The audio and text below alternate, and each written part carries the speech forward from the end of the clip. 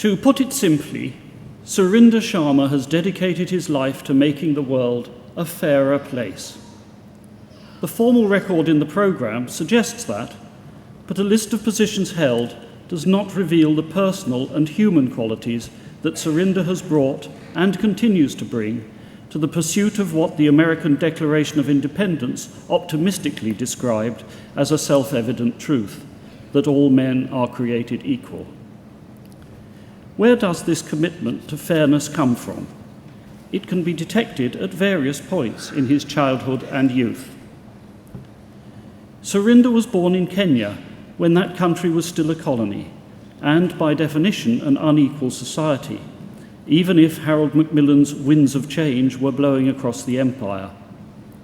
His father, who worked in the public service, sensed that decolonisation might not mean complete equality for people of non-African origin, and in 1965, 2 years after Kenyan independence, he decided to migrate, choosing the UK over the alternative of India. This was fortunate for the UK, and by a further piece of good fortune, he had a friend in Leicester who met the Sharmas at the airport and brought them home with him. So it was that Surinder came to settle at the age of 8 in the city he has made his home ever since, which he loves and to which he has given so much. England came as something of a shock, as it was to do for many subsequent arrivals from East Africa. Surinder had his first encounter with snow on that first day. His father went from a white-collar job into a manual one in a foundry, and his mother had to find paid work, which she did at Fox's Glacier Mints. Their first home was a modest one, with the toilet down the garden. But Surinder flourished at school, both as a sportsman and academically. Unusually for someone of his background at the time, he shone in the humanities, particularly the study of history. As a student at the relatively new University of Kent, Surinder read law and provided a free legal advice surgery for local residents, a sign of things to come. It was also at Kent that he met his wife, VJ, when she visited a friend in Canterbury. That was the start of a long, successful marriage in which they have been equal and supportive partners, though VJ beat Surinder in the race to receive an honorary degree on this stage. Back in Leicester after graduating, Surinder saw an advertisement for a complaints officer with the newly formed Commission for Racial Equality, CRE, using his legal knowledge to help people with individual cases of discrimination. Despite his youth, he was soon elected to the City Council and appointed as a magistrate. His path in life was set. We should pause here to consider how the statutory enforcement of equality was perceived 40 years ago. Whatever racial tensions may still exist in our society, the fact of legislation in this field is not seriously challenged. That was not the case in the 1970s. There was considerable suspicion about the powers of the CRE, such that Lord Denning, one of the country's most senior judges, argued that the CRE had created racial discord, comparing it to the Inquisition. That may have been a harsh representation of the CRA. It certainly was not, either then or later, Surinder's style. His pursuit of fairness, whether in relation to race, gender, religion, or sexuality, has always been diplomatic and persuasive, not autocratic. His philosophy is to inspire people to change, not to force them, to demonstrate that understanding other people, colleagues, customers, employees, or neighbours, and treating them justly is very much to everyone's benefit. One of the most impressive characteristics of Surinder's work is that he has successfully applied these methods to organisations with remarkably different purposes and cultures. While at the CRE, he was responsible for advising other local authorities, such as Haringey and Strathclyde, on best practice. He then moved to BBC TV as head of diversity, where his remit covered not just employment practice and harassment at work, but also programme content. In his time at the corporation, the proportion of women in senior positions rose to 35%, and the methods adopted have been a model for other organisations. After 5 happy years at the BBC, he was headhunted by Littlewoods, then a major family-owned retailer with high street shops, mail-order catalogues, call centres and 40,000 employees. That was followed by a further dramatic change of culture at Ford Europe, where he faced the challenge of traditional confrontational labour relations and restrictive practices. Here again, his policy of persuasion, dignity and respect won the day.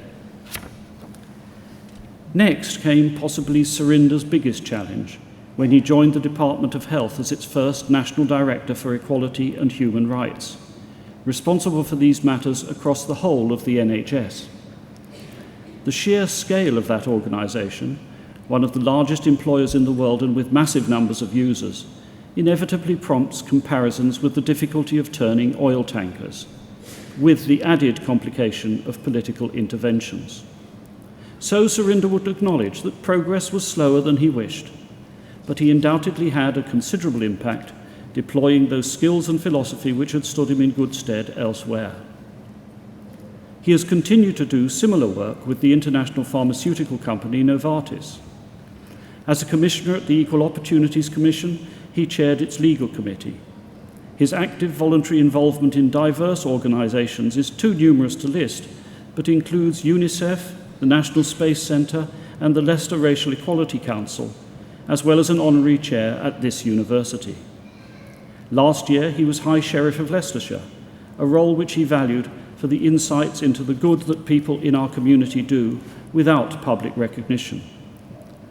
All this reflects his energy and enthusiasm, the quality of his advice, and not least, the pleasure that people take in his company. By any measure, his has been an outstanding contribution to diversity and inclusion, both locally and nationally, and of service to Leicester and Leicestershire. Mr. President and Vice-Chancellor, on the recommendation of the Senate and the Council, I present Surinder Mohan Sharma, that you may confer upon him the Honorary Degree of Doctor of Laws. Congratulations, Surinder. Well done, and thanks so much for all your support.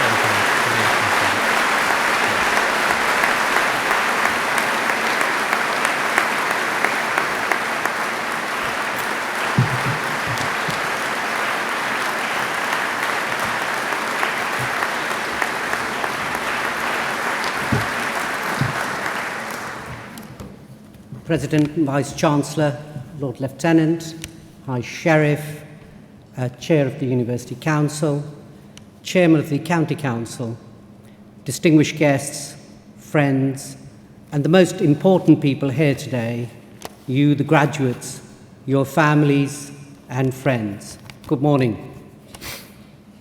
I'm very honoured and also very humbled to be receiving this award from the University of Leicester. Especially honoured because it's been bestowed upon me by my hometown university. Leicester's been my home ever since 1965, when we arrived here as a family and settled here.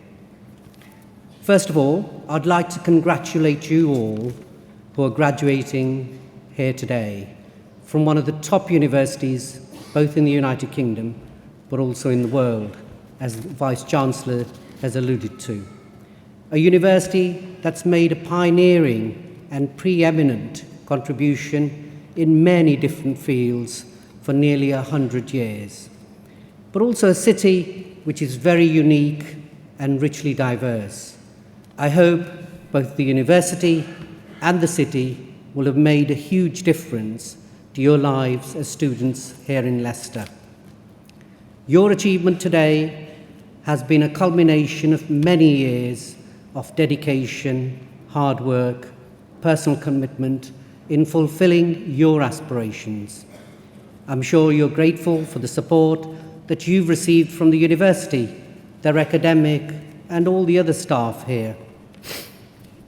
I'm sure you'll join me in paying tribute to all your parents, families, partners, and all those who've provided you with their unconditional support to ensure that you receive the best possible start in your life in fulfilling your ambitions. I'm sure that that support will continue to be there for you throughout your lives, I want to thank all those who've been around during my journey through life, those who provided me with that unconditional love, emotional and other support in fulfilling my potential and my ambitions.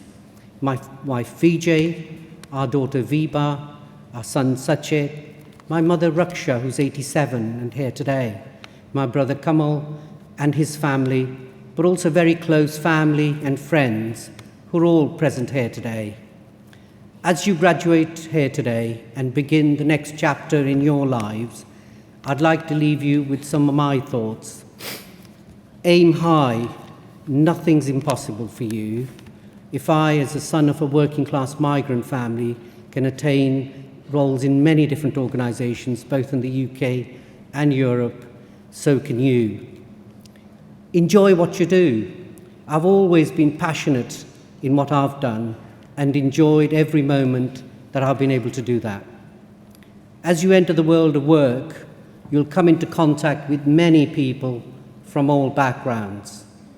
Adopt and promote the values of treating people fairly, but also with dignity and respect. That'll take you far.